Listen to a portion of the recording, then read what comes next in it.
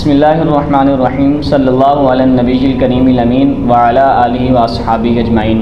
ناظرین، پروگرام اسلام اور ہم میں آپ کا میزبان محمد فیضان قادری ایک بار پھر آپ کی خدمت میں حاضر ہے۔ ناظرین، بر صغیر پاک و ہند کے اندر جو شخصیت سب سے پہلے جو ہستی یہاں تشریف لائی انہیں محمد بن اسماعیل بخاری رحمۃ اللہ تعالی علیہ کہا جاتا ہے۔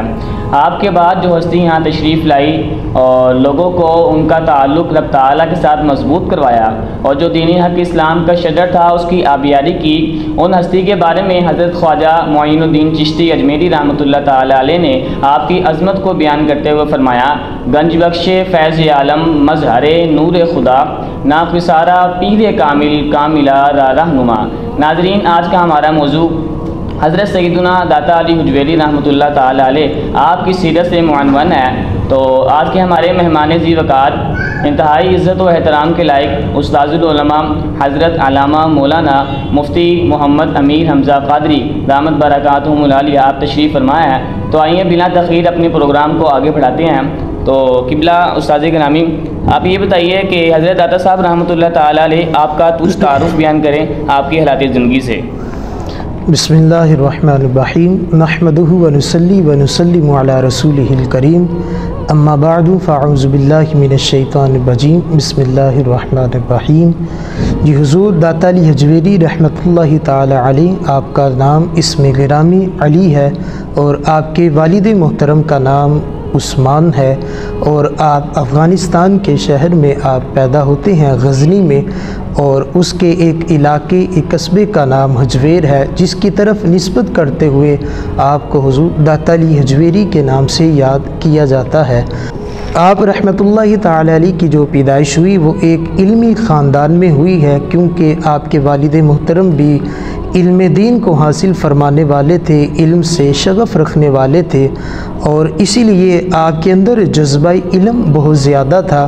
آپ نے علم دین کو حاصل کرنے کے لیے مختلف ممالک کا سفر بھی کیا، جس کے اندر ترکستان، آذربائیجان، ملک شام اور دیگر ممالک کا آپ نے سفر کیا۔ صرف خراسان کے مشائخ میں آپ کی جو تعداد ہے، یعنی جن سے آپ نے علم کو حاصل فرمایا ہے، وہ 300 سے زائد ہے۔ یعنی آپ نے علم دین حاصل فرمایا مختلف ممالک میں سفر کرتے ہوئے، اور پھر مختلف ممالک کا سفر کرتے ہوئے اپنے پیر و مرشد کی ہدایت کے مطابق، ان کے حکم کے مطابق آپ لاہور میں تشریف لائے، اور پھر لاہور میں بھی آپ نے قیام فرمایا، اور آج لاہور میں بھی آپ کا مزار شریف موجود ہے۔ اور حضور داتا علی حجویری رحمۃ اللہ تعالی علیہ، آپ نے سلطان محمود غزنوی رحمۃ اللہ تعالی علیہ آپ کے قائم کردہ مدرسے سے تعلیم کو بھی حاصل کیا تھا۔ اور ایک واقعہ ملتا ہے کہ جب آپ سلطان محمود غزنوی آپ کے مدرسے میں تشریف لائے تو آپ کے تمام مدرسے کے اساتذہ اور طلباء کھڑے ہوئے ان کا استقبال کیا، لیکن آپ اس وقت بھی اپنے علم کے اندر منہمک تھے، یہاں تک کہ آپ کے استاد محترم نے فرمایا کہ علی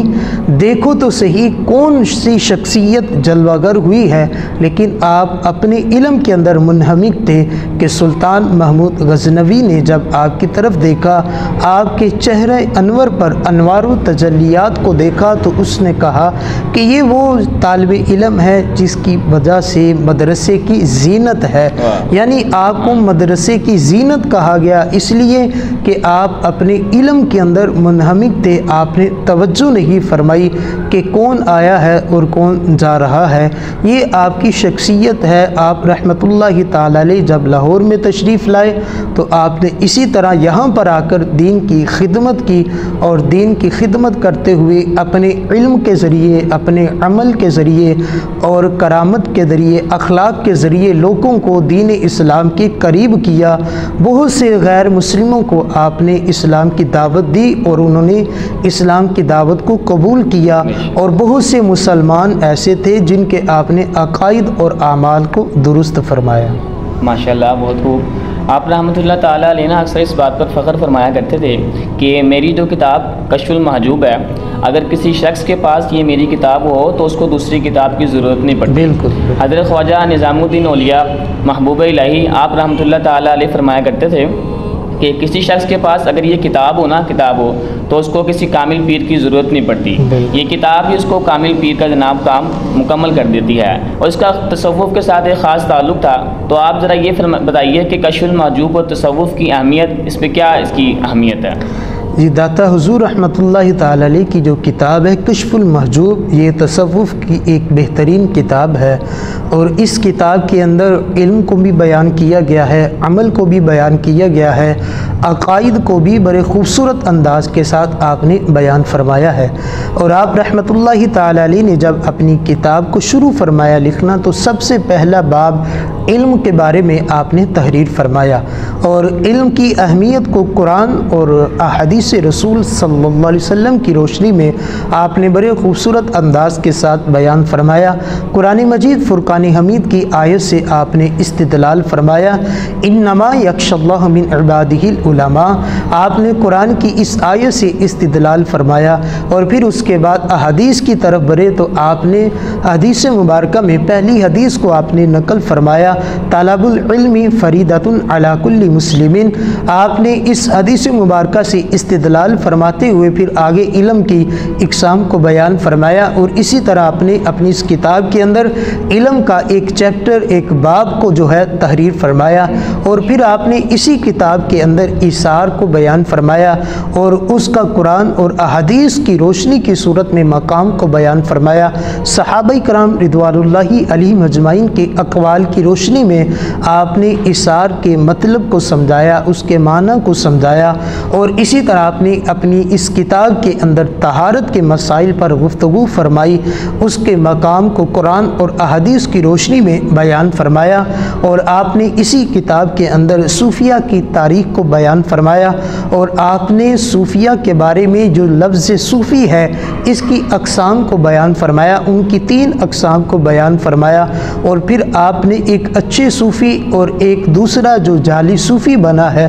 اس کے بارے میں آپ نے تحریر فرمایا، اور اس کی نشانیوں کو آپ نے ذکر فرمایا۔ آپ نے طہارت کے مسائل ہوں ان کو بہت آسان انداز سے بیان فرمایا، ایثار کا موضوع ہو اسے آسان انداز سے بیان فرمایا، پھر آپ نے توبہ کے متعلق گفتگو فرمائی، اور قرآن اور احادیث کی روشنی میں صحابہ کرام رضوان اللہ علیہم اجمعین کی اقوال کی روشنی میں اور صوفیہ کاملین کی اقوال کی روشنی میں آپ نے توبہ کی اقسام کو بیان فرمایا، توبہ کرنے کے طریقے کو بیان فرمایا، اور توبہ پر کس طرح قائم رہا جا سکتا ہے آپ نے اس کو بیان فرمایا۔ الغرض آپ نے نماز کے مسائل فضائل کو بیان فرمایا، روزہ، زکوٰۃ، حج ہے، ہر طرح کے اعمال کو بیان فرمایا، اور عقیدے کو بھی بیان فرمایا۔ آپ نے پھر بیان بھی فرمایا کہ میرا تعلق جو ہے وہ حنفی مسلک کے ساتھ ہے، آپ نے اس کو بھی بڑے خوبصورت انداز کے ساتھ بیان فرمایا، اور پھر آپ نے اپنے حنفی مسلک ہونے پر جو فضیلت بیان فرمائی ہے وہ ایک خواب کی صورت میں بیان فرمائی ہے، اور آپ بیان فرماتے ہیں کہ ملک شام میں تھا، حضرت بلال حبشی رضی اللہ تعالی عنہ آپ کے مزار پر انوار پر حاضر تھے، اور وہیں پر آپ کو نیند آتی ہے، آپ سو جاتے ہیں، اب مقدر جاگ اٹھتا ہے، کریم لجپال نبی علیہ الصلوۃ والسلام کی آپ کو زیارت نصیب ہوتی ہے، اور آپ دیکھتے ہیں کہ ایک بزرگ شخصیت ہے جنہیں کریم لجپال نبی علیہ الصلوۃ والسلام پیار فرما رکھے ہیں، اور بچوں کی طرح ان کے ساتھ محبت اور عقیدت فرما رکھے ہیں۔ اب آپ نے دل میں سوچا کہ یہ پتہ نہیں کون سی شخصیت ہے کہ جن کے ساتھ آپ اتنا پیار اور اتنی محبت فرما رکھے ہیں۔ حضور دلوں کے راز جانتے تھے، آپ نے محسوس کیا کہ آپ کے دل میں کیا سوال آ رہا ہے، آپ نے جواب عطا فرمایا کہ علی حجویری یہ آپ کے اور تمام مسلمانوں کے امام ہیں، یعنی وہ شخصیت امام اعظم ابو حنیفہ رحمۃ اللہ تعالی علیہ کی ذات تھی۔ تو آپ نے اپنے مسلک کو بھی بیان فرمایا، اس کتاب کے اندر عقائد کو بھی بیان فرمایا، اعمال کو بھی بیان فرمایا، اور اہل سنہ و جماعت کے مسلک کو بھی بیان فرمایا کہ حق مسلک یہی صرف اہل سنہ و جماعت کا مسلک ہے۔ اس لیے صوفیہ فرماتے ہیں کہ آپ کی یہ کتاب تصوف کی بہترین بہترین کتاب بھی ہے۔ اعمال کے حساب سے جو اعمال ہیں، نماز ہے، روزہ ہے، زکوٰۃ ہے، حج ہے، ان کو سمجھنا ہو تو آپ کی کتاب اس کے لیے بھی رہنمائی عطا فرماتی ہے۔ اور اسی طرح کسی نے اپنے عقائد کی پختگی کرنی ہو تو وہ بھی اس کتاب کا مطالعہ فرمائے، انشاءاللہ تعالی اس کے عقائد جو ہیں وہ درست ہو جائیں گے۔ سبحان اللہ، ماشاءاللہ، بہت خوب مفتی صاحب۔ کرامت ایک ایسا خرق عادت اور خلاف عقل کام ہوتا ہے جو کسی ولی سے ظاہر ہوتا ہے، اور یہ بات بھی یہاں پہ ذہن نشین رکھیے کہ کرامت کا انکار کرنے والا شخص وہ خارج از اہل سنت ہے، بد مذہب ہے، بد عقیدہ ہے۔ اہل سنت کے ساتھ ایسے بندے کا کوئی تعلق نہیں۔ تو اسی کے ساتھ آپ یہ بتائیے گا کہ داتا صاحب رحمۃ اللہ تعالیٰ علیہ کی کوئی مستند کرامت؟ حضور خواجہ قمر الدین سیالوی رحمۃ اللہ تعالیٰ علیہ آپ ایک کامل اللہ رب العالمین کے ولی ہیں۔ آپ بیان فرماتے ہیں کہ میں مسجد میں داتا حضور رحمۃ اللہ تعالیٰ علیہ کے مزار کے قریب جو مسجد ہے وہیں پر میں موجود تھا، اور ساتھ لوگ بھی متعلقین محبین بھی موجود تھے کہ اتنے میں دیکھا کہ ایک شخص آیا کہ جو غیر مسلم ہے۔ لوگوں نے بتایا کہ یہ غیر مسلم عالم ہے، مسلمانوں سے ایسے سوالات کرتا ہے کہ مسلمانوں کو ان کے ایمان میں شک میں ڈال دیتا ہے۔ اب وہ شخص اسے علم تھا کہ حضور خواجہ قمر الدین سیالوی موجود ہیں، تو آپ کے بارے میں وہ جانتے ہوئے اب آپ سے سوالات کرنے کے لیے آیا تاکہ آپ کے بارے میں وہ آپ سے متعلق سوالات کریں، جس کے بارے میں آپ بھی اپنے ایمان کے بارے میں اپنے شک اور وہم میں چلے جائیں۔ اب اس نیت کے ساتھ وہ شخص آتا ہے اور پہلا سوال وہ یہ کرتا ہے کہ جو ہم اہل سنت و جماعت کی مساجد کے اندر جو شعر لکھا ہوا ہوتا ہے کہ حضرت ابو بکر صدیق، حضرت عمر فاروق، عثمان غنی، مولا علی یہ چراغ کی طرح روشنی پھیلاتے ہیں، اور یہ وہ لوگ ہیں جن کی عزت مسجد کی طرح ہے، اور یہ محراب و منبر کے وارث ہیں اور ان کی شان ہے۔ جب یہ شعر وہ لے کر آپ کی بارگاہ میں آیا تو پہلا سوال اس نے یہ کیا کہ حضور اس شعر کے بارے میں آپ کیا کہتے ہیں؟ حالانکہ آپ تو نبی کریم رؤوف الرحیم علیہ الصلوۃ والسلام کا کلمہ پڑھتے ہیں، تو چاہیے تو یہ تھا کہ آپ حضور کی شان کو بیان کرتے۔ اس شعر کے اندر حضور کی شان بیان کی جاتی کہ حضور کا مقام یہ ہے، آپ چراغ کی طرح روشنی دیتے ہیں، آپ کی عزت مسجد کے شان اور مرتبے کی طرح ہے، اور آپ حقیقتاً محراب و منبر کے مالک ہیں، لیکن آپ یہ ساری شانیں صحابہ کرام کو دے رکھے ہیں، تو کیا اس صورت کے اندر حضور کی شان میں کمی نہیں آتی کہ آپ کو چاہیے تھا کلمہ حضور کا پڑھا ہے تو آپ شانیں بھی حضور کی بیان فرمائیں، آپ صحابہ کی شان کو بیان کرتے ہیں؟ تو اس پر حضور خواجہ قمر الدین سیالوی رحمۃ اللہ تعالی علیہ آپ نے کئی جوابات عطا فرمائے، لیکن وہ شخص مطمئن نہیں ہوا۔ اب اس وقت ماحول یہ تھا کہ بہت سے لوگ اس مناظرے کو دیکھ رہے تھے۔ اب اس وقت وہاں پر اس شخص کو مطمئن کرنا بہت ضروری تھا، اگر مطمئن نہ کرتے تو پھر اور لوگوں کے دلوں میں بھی وسوسے آ جانے تھے، اور آپ اسی کیفیت کے عالم میں داتا حضور رحمۃ اللہ تعالی علیہ کے مزار شریف کی طرف اپنا چہرہ کرتے ہیں تو کیا دیکھتے ہیں؟ وہاں سے ایک نور کی شعاع بلند ہوتی ہے جو آپ اپنے سینے میں چیک کرتے ہیں کہ میرے سینے میں وہ شعاع آ جاتی ہے، اور اس کے بعد آپ جواب عطا فرماتے ہیں، آپ کی سمجھ میں وہ جواب آ جاتا ہے جو حضور داتا علی حجویری نے اپنے فیضان سے آپ کو عطا فرمایا تھا۔ پھر آپ نے سوال کا جواب دیا، آپ نے فرمایا کہ یہ جو حضرت ابو بکر، حضرت عمر، حضرت عثمان غنی، حضرت مولا علی شیر خدا رضی اللہ تعالیٰ عنہ، یہ تمام جو مقدس ہستیاں ہیں، اگر ان کو یہ جو شانیں ملی ہیں، جو چراغ کی طرح روشنی ملی ہے، اور جس طرح ان کی شان کو بیان کیا گیا ہے کہ یہ مسجد کی جس طرح شان ہے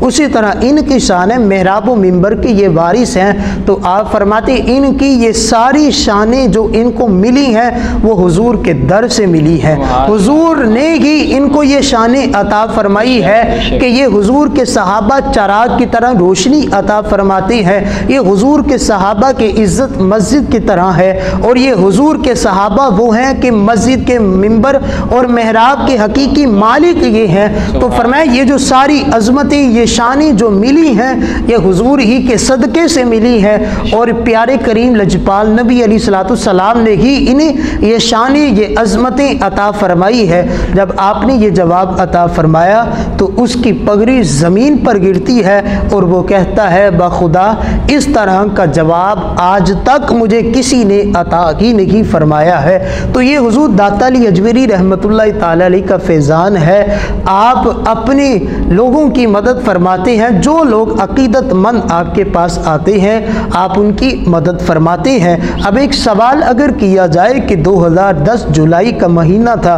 उस वक्त दाता अली अजमेरी रहमतुल्लाह ताला अलैह के मिज़ार शरीफ पर हमला होता है, तो आपने उस वक्त क्यों नहीं मदद फरमाई मुसलमानों की, जो मुसलमान वहाँ पर शहीद हुए हैं? तो उसका जवाब ये है, औलिया कामिलीन अल्लाह के हुक्म के ताबे होते हैं। अल्लाह ताला इन्हें जब हुक्म इरशाद फरमाता है ये लोगों की मदद फरमाते हैं, और जब मुसलमानों पर जब वक्त आता है आजमाइश का, उस वक्त ये अल्लाह के हुक्म का इंतज़ार फरमाते हैं, इसलिए उस वक्त आप मदद नहीं फरमाते। हम तारीख़ में देखते हैं कि यजीद ने जब मक्का शरीफ में दाखिल हुआ तो गुलाब को जब उसने जलाया, गुलाब की बेहुरमती की, मक्का शरीफ में दाखिल होकर बैतुल्लाह शरीफ की बेहुरमती की, तो उस वक्त अल्लाह रब्बुल आलमीन तो इस बात पर कादिर था कि मदद फरमाए मुसलमानों की। और यजीद की जो फ़ौज थी, उस यजीद की फ़ौज को इसका इबरतनाक इंजाम दिखाया जाता, लेकिन मालिक कायनात ने उस वक्त दुनिया के सामने यजीद का बुरा किरदार पेश करना था कि यजीद की फ़ौज ने यह किया है। मालिक कादिर था कि मदद फरमाता, लेकिन मालिक कायनात ने हिकमत के तहत वहाँ पर मदद नहीं फरमाई और यजीद की फ़ौज वहाँ पर आई रही। तो क्या ये एतराज़ अल्लाह रब्बुल आलमीन की ज़ात पर कोई बंदा कर सकता है कि अल्लाह ने क्यों नहीं मदद फरमाई? अल्लाह तो मदद फरमाने पर कादिर था, लेकिन मालिक ने किसी हिकमत के तहत जो है वो मदद नहीं फरमाई। और इसी तरह औलिया कामिलीन आप भी मदद उस वक्त फरमाते हैं जब मालिक कायनात का हुक्म आता है, लेकिन जब मुल्क पर, जब आवाम पर किसी भी वक्त आजमाइश का वक्त आता है तो आप इंतज़ार में होते हैं कि अल्लाह रब्बुल आलमीन हुक्म इरशाद फरमाए तो आप मदद फरमाएं ईमान वालों की, मुसलमानों की। इसका ये मतलब नहीं होता कि आप मदद फरमा नहीं सकते, बल्कि आप अल्लाह रब्बुल आलमीन के हुक्म के ताबे होते हैं, वहाँ से हुक्म मिलता है तो आप मुसलमानों की मदद फरमाते हैं। वाह वाह, बहुत खूब माशाअल्लाह साहब, बहुत खूब और बहुत ही आसान अंदाज में समझाया। और उसके साथ साथ आप ये भी बताते चलिएगा कि आज का हमारा वक्त कुछ ऐसा है कि हर शख्स जनाब पीर बना बैठा है। आप दाता साहब रहमतुल्लाह ताला अलैह के मौजूदा वक्त में आप मज़ार शरीफ चले जाएँ तो वहाँ देखते हैं कि हर शख्स बैठा है, चार चार बंदे अपने साथ लेके बैठा हुआ है, हर शख्स पीर बना बैठा है। तो आप जो असली पीर है, जो अच्छा पीर होता है, कामिल पीर होता है, उसकी कोई अलामत है ताकि हमारी आवाम को पता चल सके किस पीर के जनाब उन्होंने हाथों में हाथ देना है? जी, आपने सच फरमाया कि आज इस वक्त महल्ले के अंदर, इलाके के अंदर, शहर के अंदर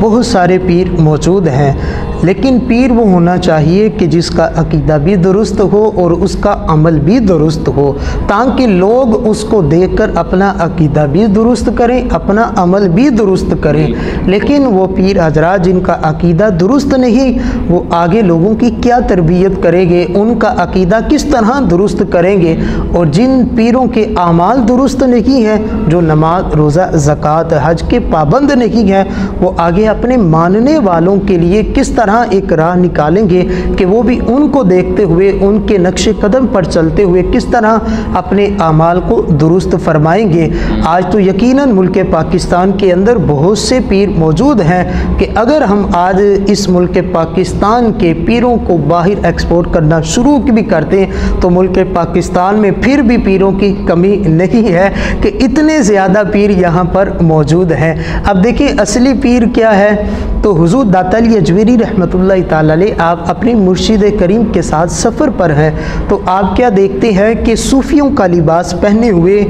कुछ लोग हैं कि जो लोगों के दरवाज़ों पर दस्तक दे रखे हैं और उनसे पूछ रखे हैं खैरात के बारे में, उनसे खैरात को ले रखे हैं और लोग उनको खैरात दे रखे हैं। अब हुज़ूर दाता अली अजमेरी रहमतुल्लाह ताला अलैह आपने अपने मुर्शिद करीम से सवाल किया कि हुज़ूर ये लोग वो हैं जिन्होंने ने सूफियों जैसा लिबास पहना हुआ है और घर घर पर दस्तक दे रखे हैं, खैरात ले रखी है। ये कौन लोग हैं? लिबास सूफियों जैसा है और फिर भी लोगों से मांग रखे हैं। तो आपके मुर्शिद करीम ने बड़ा खूबसूरत जवाब अता फरमाया। आपने फरमाया दरअसल ये तमाम लोग उस पीर के मुरीद हैं जिस पीर के दिल में तमन्ना ये है, लालच ये है कि मेरे मुरीद बहुत ज़्यादा हों, कसरत के साथ मेरे मुरीद हों। तो आपने इरशाद फरमाया जिस पीर के दिल में ये तमन्ना आ जाए, फिर मालिक कायनात उन पीरों के मुरीदों के दिलों में दुनिया की हर्ष और लालच को डाल देता है। फिर उनके मुरीद दर दर पर जाकर खैरात को मांगना शुरू कर देते हैं। तो यहाँ पर हुजूर दाता अली हजवेरी रहमतुल्लाहि ताला अलैह आपके मुर्शिद करीम ने एक असली पीर की निशानी भी बयान फरमा दी कि असली पीर वो है जो रब ताला से मांगता है, और जो रब ताला से मांगता है मालिक उसे अता फरमाता है। लेकिन जिसके दिल में दुनिया की हर्ष हो, लालच हो आ जाए, तो फिर उसके मुरीद भी आगे लोगों से मांगते रहते हैं और उनसे खैरात मांगते हैं। सूफियों जैसा लिबास भी मौजूद होता है लेकिन उनका ताल्लुक़ अल्लाह रब्बुल आलमीन के साथ नहीं होता। हालांकि सूफ़ी उसे कहते हैं कि जो सिर्फ फ़ना फिल्ला हो जाता है, अल्लाह की ज़ात में फ़ना हो जाता है, सिर्फ उसकी नज़र में रब की रज़ा होती है। लेकिन जो पीर दुनिया को मलहूज़े खातिर रखता है, फिर उसके मुरीद भी दर बदर ठोकरें खाते रहते हैं। अल्लाह अकबर। जी, आज के प्रोग्राम के अंदर हमने दाता साहब रहमतुल्लाह ताला अलैह का तारुफ जाना, आपकी करामात सुनी और इसी के साथ हमने असली पीर की निशानी सुनी कि असली पीर होता कौन है, जो हमें रब ताला के साथ मिला देता है। इसी के साथ आज का हमारा प्रोग्राम इस्लाम और हम मुकम्मल हुआ। हमें दुआओं में याद रखिएगा। अस्सलामु अलैकुम व रहमतुल्लाहि व बरकातुहू।